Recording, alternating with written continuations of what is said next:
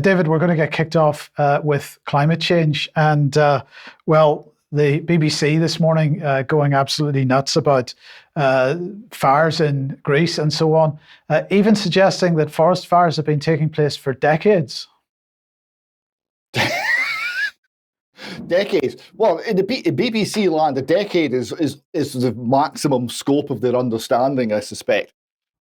Some people do better. We go here to New South Wales Parliament. We've got the Honourable John Ruddick speaking his first speech. He's a new member of the Legislative Council, and he's also a member of the Liberal Democratic Party. Now, for viewers in Britain, this is nothing like the Liberal Democrats we have here, in that they appear to be both liberal and democratic, so nothing like our version.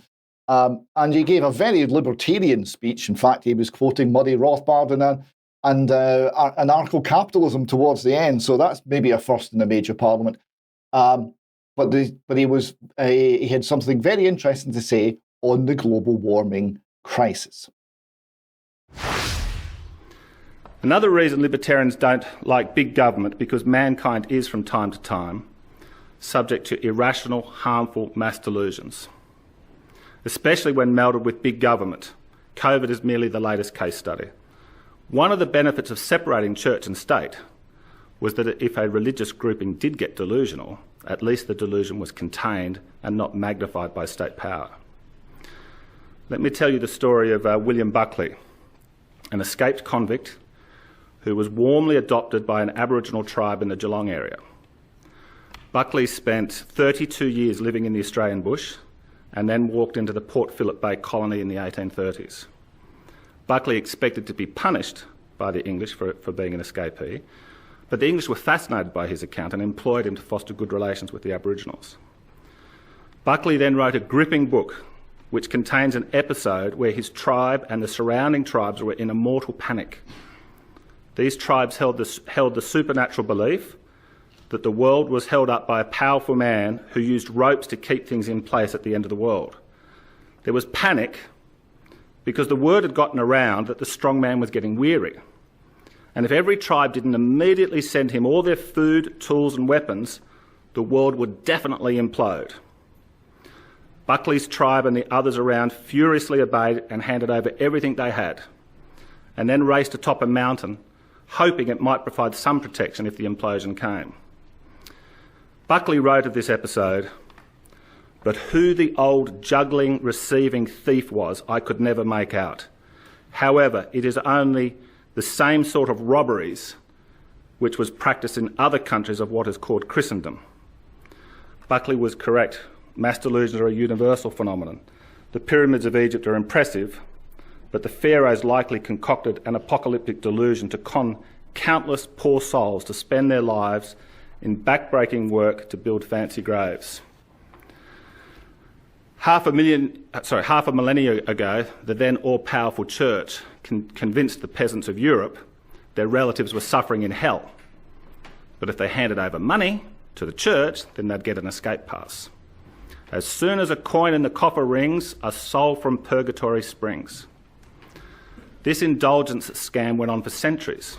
It was a powerful elite tricking and robbing the poor and laughing in luxury. Now, I know this is not the view of this chamber, but please hear me out, because occasionally minority positions are vindicated with time. Is the global warming orthodoxy yet another mass delusion turbocharged by big government? And this is the question. This is a point we've had made before. Is the global warming scam actually just a means of buying absolution for the guilty, and based on nothing substantial at all? Now, he goes on to raise other issues about it, one of which was actually picked up separately by Lawrence Fox here, who spotted a sticker on a lamppost, and the sticker said, "If you can't question it, it is not science, it's propaganda." This is one of the points that John Ruddick was making. And of course, we're seeing propaganda, and we're seeing propaganda nightly on the weather forecast. So we have here someone calling out the BBC. He's saying broadcasting misinformation daily, and he advises question everything. And we see here the temperatures on the BBC chart and the actual temperatures recorded that day. And 45 degrees C becomes 36, for example. And this is obviously a completely different picture. And one reason why that may be the case here is reported by Robin Minotti. He's saying the heatwave scam is exposed. Hysteria started when climate sensationalist media outlets in Germany and elsewhere uncritically cited a sloppy and manipulatively formulated July 13th report from the European Space Agency that first referred to air temperature, but it then went on to say that it was in fact referring to ground surface temperature. The European Space Agency issued a vague clarification explaining the difference between the surface and air temperature at 2 meters above ground, yet it continued to mislead. Quote, land surface temperatures is how hot the surface of the Earth feels to the touch. Air temperatures, given our daily weather forecast, is a measure of how hot the air is above the ground. It did not bother to mention how the surface temperature is much hotter than the 2 meter air temperature. So it's quite possible that we are being grossly misled here, and we should certainly be aware of that risk and question the stats. Now, the interpretation of the stats with all the red weather maps, that's not playing well. This has now been widely mocked.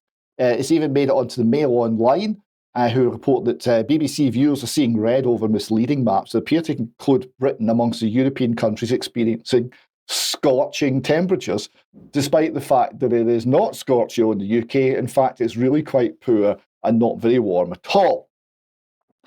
How is this playing out more generally? Well, the politicians aren't interested in any of this. They have their belief, they have their new God, and they are running with it.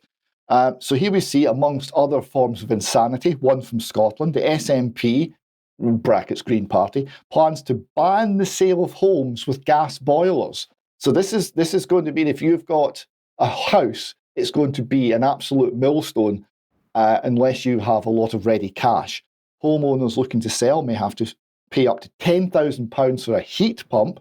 From 2025, properties need to meet Energy Performance Certificate rating C at certain trigger points, including sale. So if your home is older, you will not be able to sell it at all unless it's upgraded at vast expense. This will incidentally create vast areas of slums. So well done with the SNP on that. And I want to finish this section with an illustration that the people who are pushing this are not that clever. You remember the propaganda triumph that was the dancing nurses on TikTok, where we could see that they had nothing to do and all the hospitals were empty in the middle of an alleged global pandemic. Yeah, that didn't go down well. So what are they doing? Well, let's get the nurses back and let's get them dancing about climate change. Cringe alert here. This one's difficult to watch.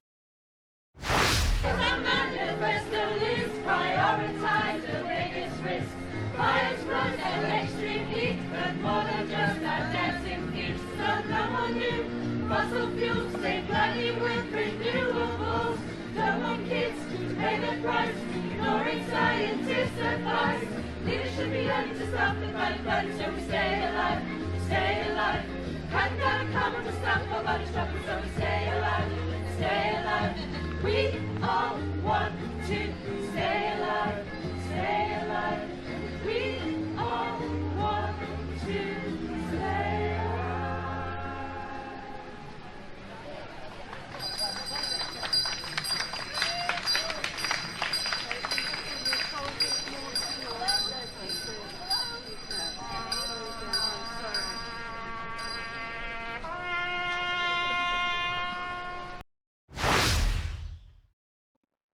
There you go. And if you're looking for a Staying Alive parody, I personally recommend 9/11's a Lie, not that one. Indeed. Okay, thank you very much for that. I don't really know what to say about that. There's not much to add there, really. So let's move on.